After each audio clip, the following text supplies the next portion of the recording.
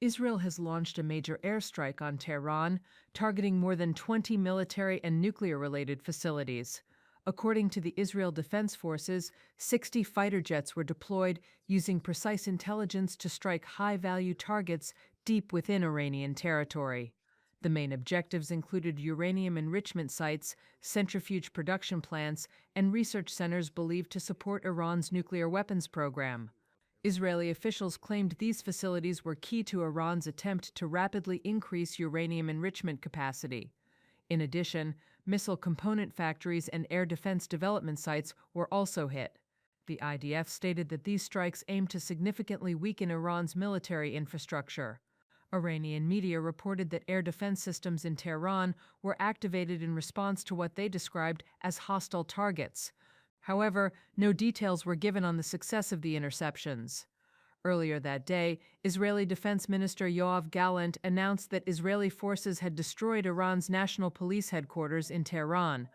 Iranian state media later confirmed that several buildings near the National Executive Command Center were damaged, with multiple injuries reported. Roughly an hour after the initial wave of strikes, the IDF reported detecting a limited number of ballistic missiles launched from Iranian territory. No casualties or damage were reported, and civilians were allowed to exit shelters shortly after. Separately, Israeli jets reportedly destroyed up to 5 AH-1J Cobra attack helicopters at an Iranian airbase. Israeli officials framed the operation as a demonstration of precision and range, underscoring Israel's continued air superiority in the region.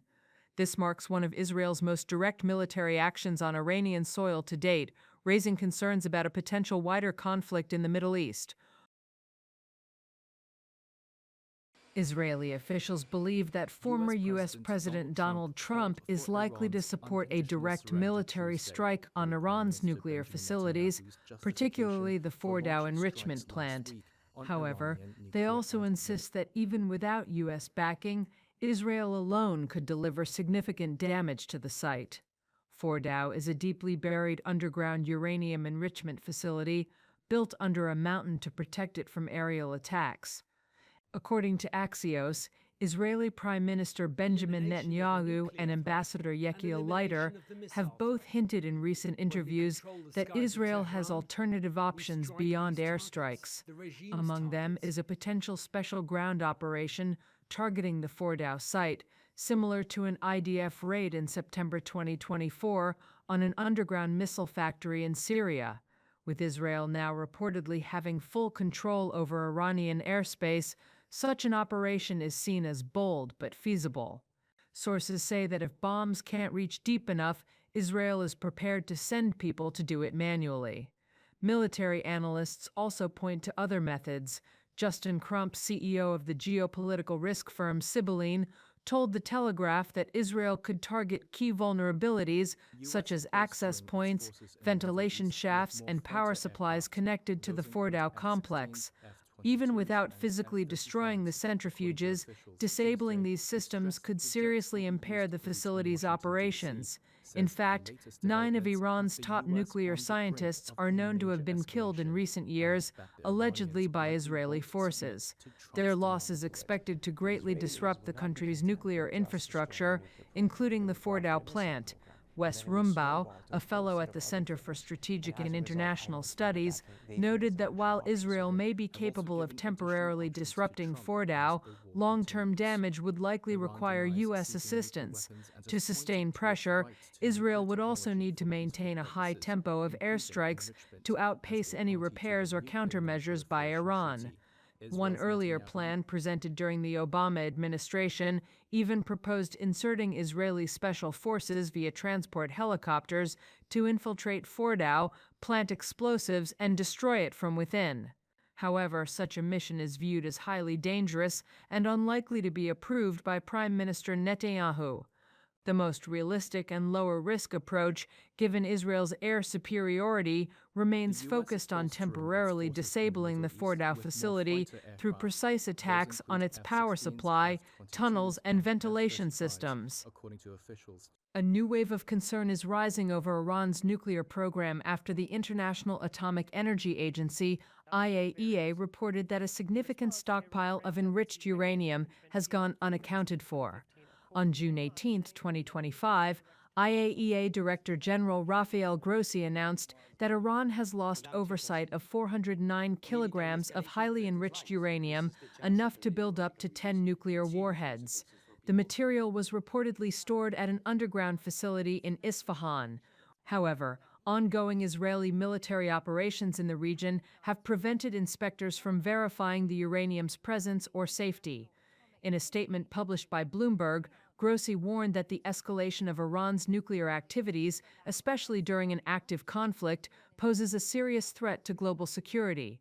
He emphasized that military conditions have created extremely difficult circumstances for monitoring, severely undermining international efforts to track Iran's nuclear ambitions. According to the IAEA, the missing uranium had been enriched to 60%, which is close to the 90% weapons-grade level. In theory, if Iran chooses to weaponize this material, it could produce as many as 10 nuclear warheads. The fact that IAEA inspectors can no longer access the storage facility has sparked fears that the uranium may have been moved to an undisclosed location. In recent months, Iran has increased activity at several fortified underground facilities, including the heavily protected Fordo site. This has further complicated surveillance efforts and raised suspicions that Tehran may be pursuing a covert path toward nuclear weapons development. Grossi's warning comes at a time of heightened military conflict in the region, where transparency has become nearly impossible. Without verification, the international community is left in the dark, and Iran's nuclear intentions remain a growing mystery. Russian President Vladimir Putin has stated that Moscow wants to end the conflict in Ukraine as soon as possible, preferably through peaceful means. He added that Russia remains open to negotiations if Ukraine and its Western allies are willing to engage. Speaking on June 18, Putin said he would be ready to meet with Ukrainian President Volodymyr Zelensky.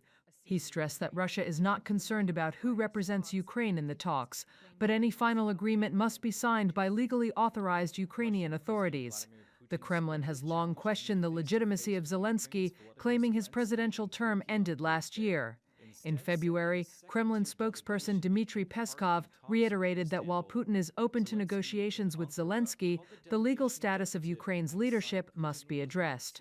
Putin also informed former U.S. President Donald Trump on June 14 that Russia is prepared to begin a new round of peace talks with Kyiv after June 22, following the completion of a prisoner and body exchange between the two sides. Meanwhile, Trump appeared to dismiss Putin's recent offer to mediate in the ongoing conflict between Israel and Iran.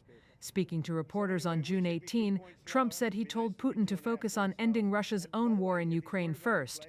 "I spoke with him yesterday, and he actually offered to mediate," Trump said. "I told him, do me a favor, mediate yourself. Let's mediate Russia first, okay? I said, Vladimir, take care of your own situation first. You can worry about this later." Trump's comments come just days after he previously expressed openness to the idea of Putin acting as a mediator in the Israel-Iran crisis. On June 15, he had claimed that Putin was ready and that the two had discussed the possibility in a recent phone call.